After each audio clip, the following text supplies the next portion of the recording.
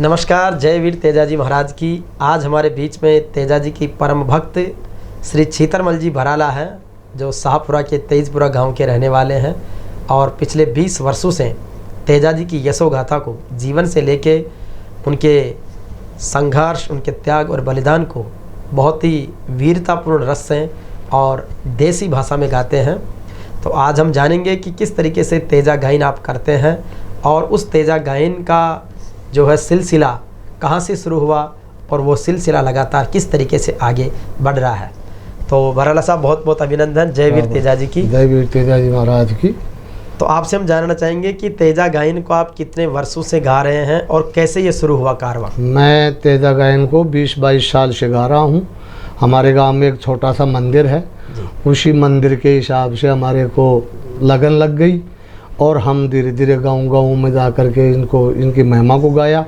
वहाँ से पैसे लिए, तेजाजी महाराज का मंदिर बनाया, एक गेट बनाया हमने हणुतिया वो सोमू और अजीतगढ़ स्टेट हाईवे पे एक गेट बना रखा है हमने, 36 फुट लंबा है और हमारे गांव का वहीं से पता पड़ जाता है कि भाई यहाँ कोई तेजाजी का मंदिर है। यानी खास बात यह है कि तेजा गायन कलाकारों के रूप में जो इनको उपहार या जो मेहनताना मिलता है, उस पैसे को पूरे ईमानदारी से आपने गांव के मंदिर और गेट के निर्माण के लिए और एजुकेशन के लिए डोनेट किया है।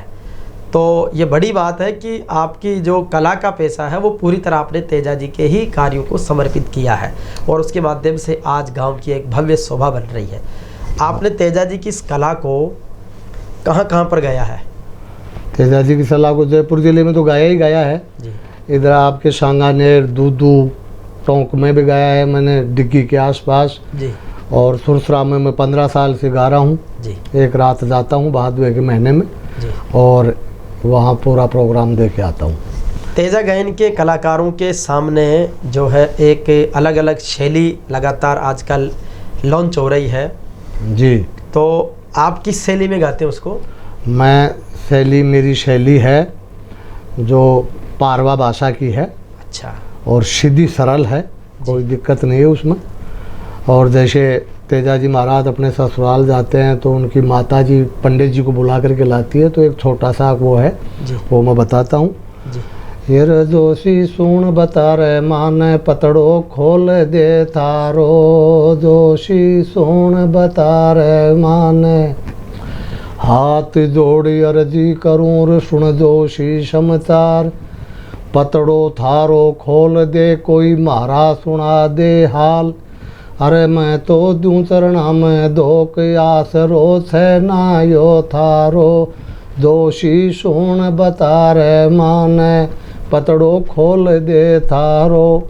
इस शैली में गाता हूँ। तो ये बिल्कुल बड़ी स्पष्ट और समझने वाली शैली है और जिसके माध्यम से आराम से हम समझ सकते हैं। अच्छा, जब कला आदमी के जीवन में आ जाती है तो आपके घर परिवार के काम भी कहीं ना कहीं बाधित होते ही हैं, तो उसमें कैसे समन्वय बिठाते हैं?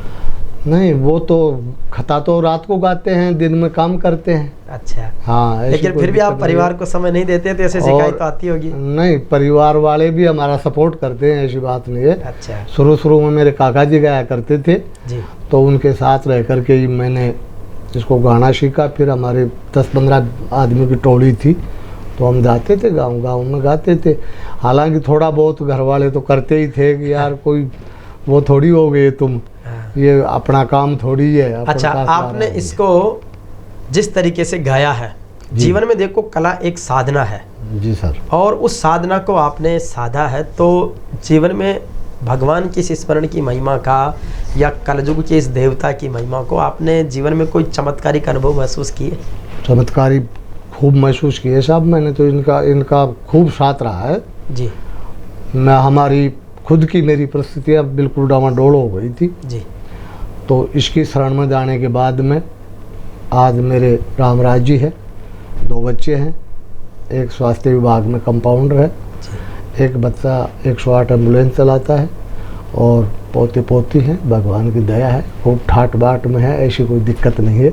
हाँ। अच्छा, ये देखो समर्पण है कि आपने कला को जिया है, लेकिन उस कला के बदले पैसे को आपने उसी तेजाजी महाराज के ही निर्माण और विकास के लिए समर्पित किया है। अच्छा, तेजाजी के इतिहास को लेखन को आदरणीय कानाराम जी गुरुजी ने लिपिबद्ध किया है और भी बहुत सारी चीज़ें आपने देखी होगी। तो राजस्थान या देश भर में आप जहाँ जहाँ भी गए, तेजा जी के विशिष्ट चीज़ें क्या विशेष रूप से आपको प्रभावित करती है और क्या आपको ऐसा लगता है कि कुछ और किया जाना चाहिए? तेजा जी की असली बात ये थी कि जैसे ये जितने भी युद्ध हुए, महायुद्ध हुए, राम रावण युद्ध हुआ जी, महाभारत हुए, ये सब एक स्वार्थी की लड़ाई हुई जी। और तेजा जी महाराज का एक ऐसा आदर्श बना के गए वो जी, जो जिसमें कोई स्वार्थ नहीं था उनका, न कोई जान पहचान थी, न कोई लेन था, न कोई देन था। वो सिर्फ गौ माता की भक्ति के लिए, गौ माता की रक्षा के लिए अपने वचन को निभाया। और एक नागदेव की वचन भर के गए थे कि भाई 2 दिन का मेरे को टाइम दे दे, मैं 2 दिन बाद में तेरी बम्बी पे आ जाऊँगा। तो वहाँ आकर के उनको बलिदान होना ही पड़ा। और नागदेव ने भी कहा था तेजा जी महाराज को, जा मैं तेरे वचन से प्रभावित हूँ, तू जा सकता है। लेकिन तेजा जी महाराज ने कहा कि नहीं, मैं वचन वो नहीं कर सकता। तो वचन सिद्ध उन्होंने किए, लेकिन आज हम तेजा जी की जय बोलने वाले लोग अपने वचनों से, अपने वादों से मुकर रहे हैं, इस पर क्या कहेंगे? अब साहब ये तो ज़माना है, वरना मुकरना नहीं चाहिए आदमी को, अपनी ईमानदारी से जीवन जीना चाहिए। और ईमानदारी से अगर आदमी जीवन जिएगा ना तो उसकी कोई कमी भी नहीं आएगी। लेकिन अब जैसे मान लो मेरे ऊपर ले लो आप, मैं गाऊँ, पैसे ले लूँ, मेरी जेब भर लूँ, इससे कोई सेंस वाली बात नहीं है। हाँ ठीक है, आपका खर्चा हो रहा है वो ले लो, कोई दिक्कत नहीं है, ठीक बात। लेकिन फिर भी है जो ये करना, ये बिना मतलब के आडंबर करना, झूठी जय बोलना, ये तो भाई तेजा जी ने अपना जीवन सत्यवादिता पे लगाया, न्याय के लिए, गौ माता के लिए लगा दिया है। और हम उनकी सेवा करते हुए अगर झूठ बोल रहे हैं या धोखा दे रहे हैं जी, या सेवा नहीं कर पा रहे हैं या और कई सारे अवगुण अगर हैं, तो फिर वो तेजा जी का सच्चा सेवक नहीं हो सकता। तो अभी जैसे गाय की बात आपने आई, गाय के लिए वो बलिदान किया। मेरे गांव में भी श्री राला बाबा धाम है जो गाय न्याय और सच्चाई के अमर बलिदानी है।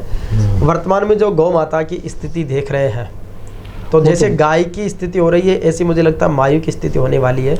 तो इस पर किस तरीके से चिंतन किया जाना चाहिए? गायों की स्थिति तो इस वक्त है जो बहुत ही दयनीय है। अब हर आदमी को जाकर तोड़ना चाहिए, और ज़्यादा भी नहीं तो एक गाय अपने घर में बांध करके उनकी सेवा कर ले तो भी खूब है जी। वैसे सार्वजनिक तो हो ही हो जी। बाकी अगर हर आदमी ये तय कर ले अब भाई एक गाय अपने घर में बांध करके उनको पाला जाए, उनको चारा फूस दिया जाए, तो भी बहुत कुछ सुधार हो सकता है। हाँ। और मैं तो सबसे यही निवेदन करूँगा, अब गौ माता की तरफ सब आदमी को ध्यान देना चाहिए। मतलब एक गाय एक गांव में हर व्यक्ति पाले तो सूनी गाय रहेगी नहीं, क्योंकि एक गांव में 100-200 की आबादी होती है और किसी भी गांव में 50-60 से ज़्यादा सूनी गाय नहीं है। तो एक घर में तो वैसे आ जाएगी। तो एक बहुत सीधा समाधान है। दूसरी चीज़, नए जो पीढ़ी है उसमें अब गानों के प्रति जिस अंदाज में आपका समर्पण है, वो या तो सीखने की ललक नहीं है या फिर उनको यूँ लगता है कि इसको सीख के क्या करेंगे। तो नई पीढ़ी को क्या उनके प्रति संस्कृति को किस तरीके से ट्रांसफ़र करें, उसको लेकर क्या कहें? देखो, संस्कृति को जिंदा रखना बहुत ज़रूरी है जी। राजस्थान की संस्कृति वास्तविकता यह है कि आज धीरे धीरे लुप्त हो रही है, और सबसे ज़्यादा योगदान रहा है इसमें सोशल मीडिया का जी। आजकल के बच्चे सोशल मीडिया की तरफ ज़्यादा आकर्षित हो रहे हैं, पाश्चात्य संस्कृति की तरफ ज़्यादा जा रहे हैं, जबकि राजस्थान की संस्कृति तो एक बहुत ही अद्भुत संस्कृति है अपने आप में। तो मैं तो सभी बुजुर्गों से कहूँगा कि अपने आने वाली पीढ़ी को कम से कम संस्कृति से जुड़ाव रख करके चलना चाहिए। अभी शादियों में जिस तरीके से डीजे पर ये बहुत बेहुदा गाने चल रहे हैं, अश्लील गाने चल रहे हैं, उस पर सारे परिवार के लोग भी सपोर्ट करके नाच रहे हैं। हालांकि मुझे व्यक्तिगत रूप से ये बहुत बुरा लगता है, लेकिन बहुत सारी आवश्यक बुराइयां भी आपको समाज में कहीं ना कहीं स्वीकार करनी पड़ती है। तो इसका भी कोई ऐसा उपाय हो कि आप कलाकार ऐसे कुछ गाने लॉन्च करें कि निश्चित रूप से एक अच्छे गानों पर ही लोग ठुमकने लगे। बहुत अच्छे गाने हैं जी, आप गाने बजा के देखो। तेजा जी महाराज के गाने हैं, रामदेव जी महाराज के गाने हैं, और भी भगवान कृष्ण के गाने हैं। उन पे इनसे जो ये बेहुदा गाने आ रहे हैं, इनसे तो बढ़िया गाने हैं, बढ़िया उनमें जो साजबाज बजता है, जी। लेकिन उनको सुनना नहीं चाहते। हाँ, तो कहीं ना कहीं अपने को युवा पीढ़ी को समझने की ज़रूरत होगी। वो तो खुद समझे इस जी। बात को। तो हम सबको मिलकर एक अच्छे समाज का, अच्छे संस्कारों का निर्माण करना है। और भी बहुत सारी चीज़ों पर और आगे हम बात करते रहेंगे। श्री भराला साहब जैसी अनेक शख्सियतों से बहुत बहुत धन्यवाद। राम राम साहब।